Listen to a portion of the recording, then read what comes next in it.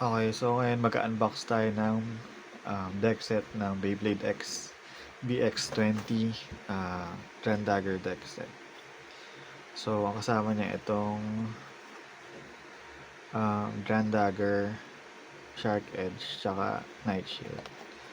So, bubuksan natin siya. Actually, yung tape nasira ko na kasi hindi pala nagre-record kanina. So, ayan, buksan natin. Okay.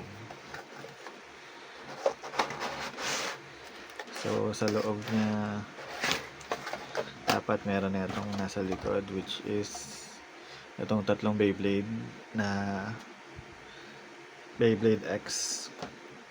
So, ito yung mga kasama niya nakalagay dito sa likod. At hindi natin sisirain yung box kasi kailangan yan pagka sumali ka sa mga tournament. Itong sticker na to, kailangan to. Yan, Banky sticker. Okay, so check natin laman. Alright, so ito yung laman niya. Okay, so tago ko na lang muna yan. Kunin ko na lang muna ang dito. Kunin ko lang yung mga Beyblade kasi yan.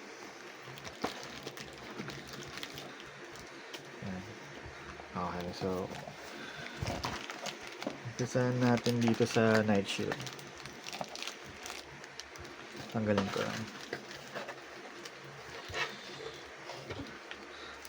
So tanggalin ko yung ano niya. So sasarayin natin yung tape. Okay. So, Night Shield. Tanggalin ko na muna lahat. Ayan. Ito. Shark Edge na green. Hindi ko sure pero sabi nila ito raw yung pinakamabigat na Shark Edge, yung green. Wala naman masyadong difference yun pero in case lang super gusto niya talagang malaman. Okay. So, itong tatlo na yung laman. Unahin natin yung Night Shield. So, ito, Night Shield, defensive. May tatlong parts kasi yung Beyblade X. Tinatawag na blade. Itong sa taas, yung may bakal na may art nila. May avatar art nila yan. Tapos, itong ratchet. Itong ratchet, yan yung sa gitna. So, usually, yung ratchet yung nagde-determine ng bigat. Tsaka, hindi naman bigat, pero dito sila kumukuha minsan ng weight. Kasi may mga iba-ibang size yan. Tapos, yung height ng Beyblade, dito rin nila na babase, which is yung height ng ratchet. So, mas makapal na ratchet, mas matangkad yung Beyblade mo. Etong sa baba, tawag dito bit. So, etong bit, ito syempre yung dumidikit sa stage. Okay, so siya yung nag-determine kung paano gumalaw yung Beyblade mo sa stadium. So, kung meron kang aggressive na bit, usually, makapal sila tapos magwawala yung Beyblade mo doon sa stage. Kung meron kang defensive na bit, usually pabilog or patusok yung ilalim.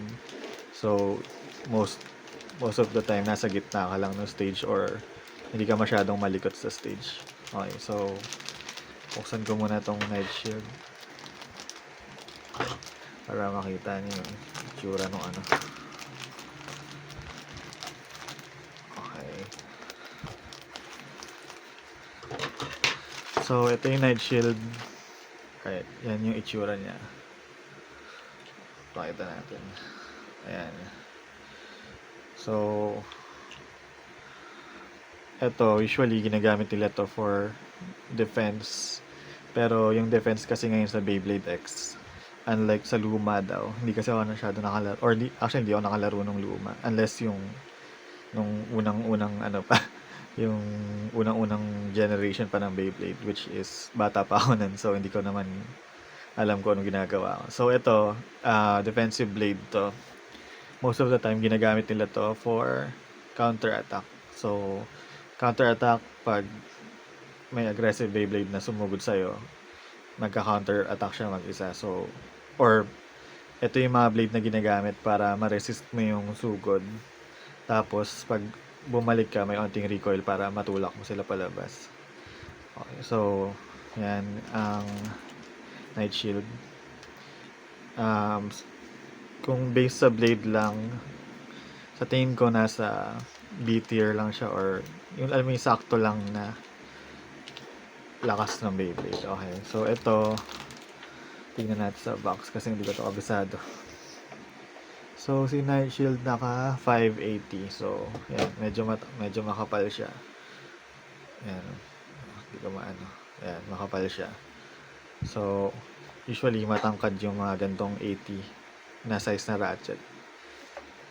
Okay, so 5 kasi 5 yung parang kanto niya ito. Yan. 5 siya. So, okay yung 5 pero yung height niya medyo matangkad.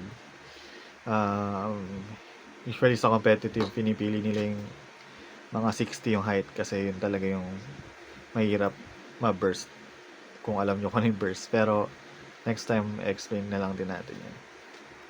Okay, so ito 580 naka taper na bit. So, yung taper bit, yung itsura niya. Okay. So, yung taper na bit, maganda tong bit na to kasi balance siya. So, matagal umikot, may stamina yung Beyblade niya. So, medyo tatagal siya umikot. Pero at the same time, kaya niyang maging aggressive. Okay, so, balance na ratchet siya. Maganda siyang balance na bit pala, sorry. Maganda siyang bit. So, bakit? Yan. Okay, so, puin na natin to. Okay, so, ganyan yung tsura niya. Ayan. So, next, buksan natin yung Shark Edge. So, si Shark Edge, itong blade na ito, usually, aggressive yung playstyle niya. So, ito yung blade niya. Ayan. So, pagka si Shark Edge, ginagamit madalas pang aggressive gameplay dahil dito sa gilid. Ayan, yung blade niya na yan. Ayan, malakas yan kasi pag nag-contact siya, inaangat niya yung Beyblade ng kalaban dahil pataas yung etong side na to. Inaangat niya yung Beyblade nila. So, pag ganun, usually, mapapatalsik niya or matatamaan niya yung ratchet. Kasi, explain ko na yung burst. Yung burst is, pagka naglaro ka ng Beyblade, nakabuo yung Beyblade mo. Ganito. Pag nakalas yan sa gitna ng laro, kahit aling part, tanggal, bursted ka. So, pag na-burst ka, 2 points sa kalaban. At nangyayari yun, usually, pagka yung ratchet mo nakalabit na. Kasi para ma-unlock to, kailangan mong i-twist pa right pag sa mga right spin na Beyblade. So, pag tinwist mo siya pa right, matatanggal yung ratchet. So, usually, pag nagbanggaan sila, tas itong Shark Edge tumama doon sa ratchet, matitwist niya pa right, tas matatanggal yung ratchet mo. So, mababurst ka. 2 points para sa kanya. Okay, so, etong Shark Edge na blade, naka 380 na ratchet. So, itong ratchet na 380, medyo matangkad rin siya.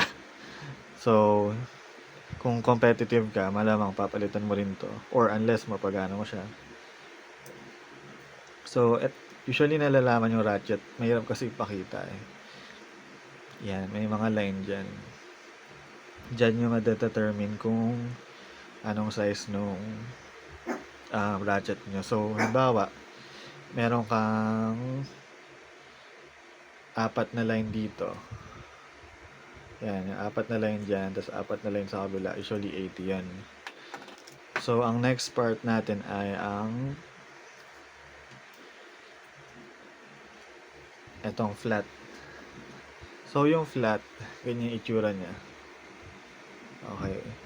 So, itong flat, usually aggressive na bit yan. So, pag nakita nyo, flat yung ilalim, malaking surface or contact ng surface niya dito sa plastic, aggressive Beyblade to. So, pag nilaunch siya ng flat, ng diretso lang, usually, ikot na siya, tapos sugod na siya. Yan. So, itong flat na bit, maganda to sa lahat ng aggressive na playstyle. So, pag binuo natin siya, ganito itsura niya. Right. Pero si Shark Edge, usually, ginagamitan siya ng mababa na ratchet. Tsaka, meron pang tinatawag na low flat, which is mas mababa dito. Yun yung ginagamit nila pang sugod. Kasi, ang goal nga nila is matamaan yung ilalim. Para mabuhat niya paalis yung ibang Beyblade. Or matanggal yung ratchet. So, ito na yung pinaka main na Beyblade na naka-display dito, or ito yung pinang purpose ng pagbili ko na ito, which is si Dran Dagger. So, buksan natin. Explain ko kung bakit ito yung dahilan kung ba't ko ito binili. Alright. So, si Dran Dagger, ito yung blade niya. Okay. So, medyo aggressive din siya kasi barrage yung blade niya. So, pag barrage, para siyang umaatake siya pero marami. So, maraming edge tong blade niya.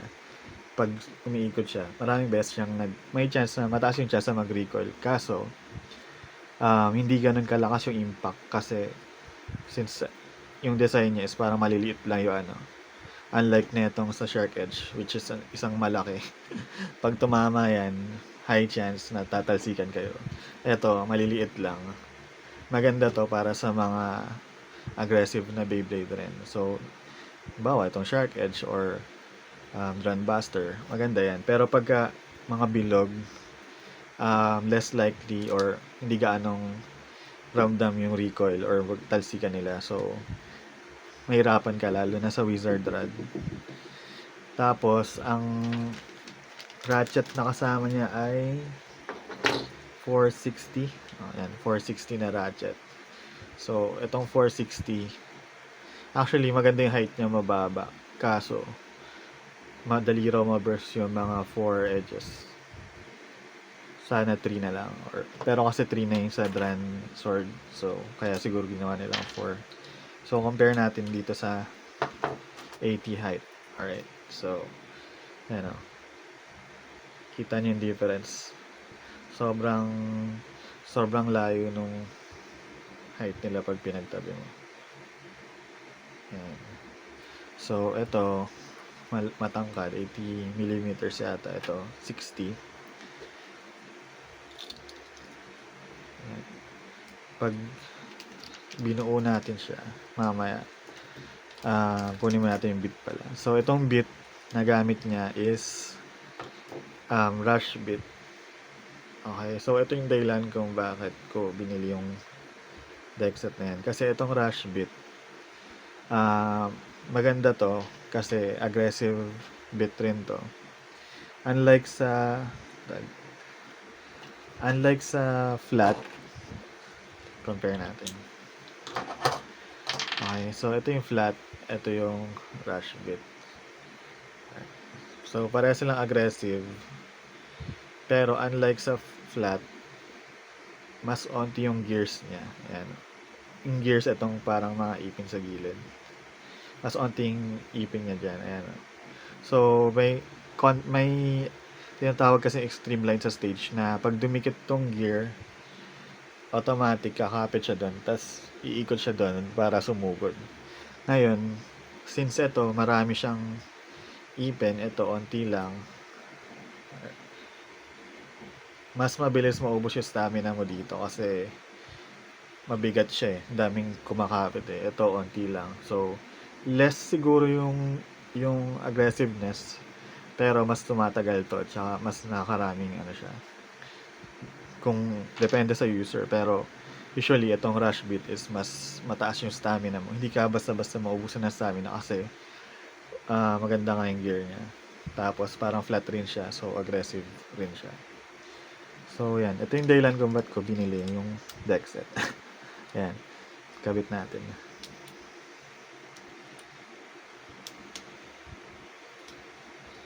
So, usually, may tinatawag din na burst resistance. Pero lahat kasi to mataas yung burst resistance, kaya ang hirap ipakita ng ano eh.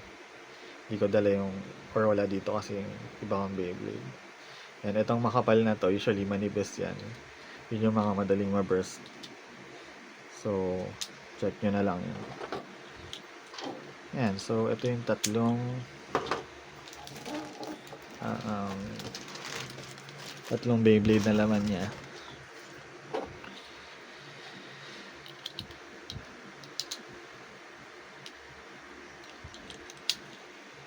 Okay, so yan. Tetestingin ko siya siguro mamaya. Depende kung may kalaro. Pero kung gusto nyo bumili na ito, alam nyo na yung laman. Yan yung laman niya. Ito siya, BX20. Okay, so yan lang. Next time, try natin silang laruin or pakita ko yung mga Beyblade na nilalaro ko. Tapos, check nyo na lang kung anong gusto nyo doon pagka naglaro kayo. Or baka may makita kayong tips. Yan na yan. Thank you. Bye-bye.